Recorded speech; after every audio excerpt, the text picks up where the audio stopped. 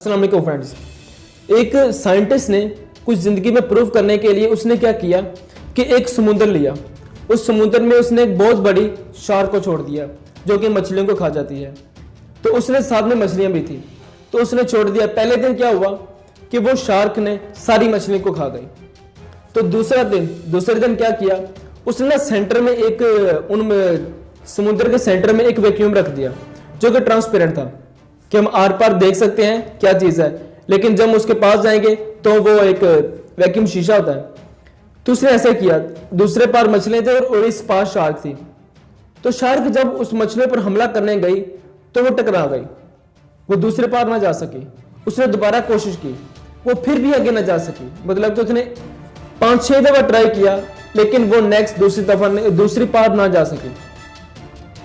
तो वो हिम्मत हार के बैठ गई, अब दोबारा उसने कोशिश की ही नहीं। तो उस साइंटिस्ट ने क्या किया कि उस वैक्यूम को वहां से उठा लिया, वहां से निकाल लिया।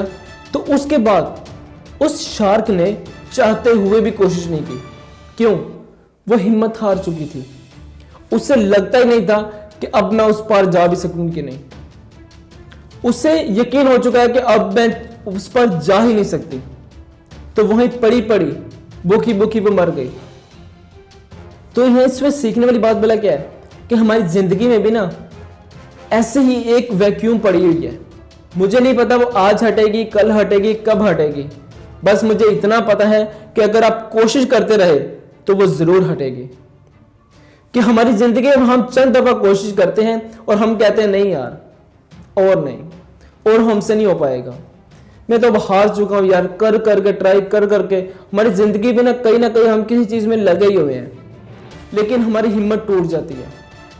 तो आपकी हिम्मत बढ़ाने के लिए यही चीज थी कि वो आगे एक वैक्यूम पड़ी हुई है जो कि एक दिन हट ही जाएगी।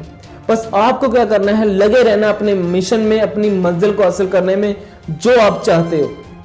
तो बस के उम्मीद है कि आपको वीडियो बहुत अच्छी लगी होगी और आपको कुछ ना कुछ फायदा जरूर मिला होगा। तो चलो मिलते हैं नेक्स्ट वीडियो में, तब तक के लिए अपना ख्याल रखिएगा। खुदा हाफिज।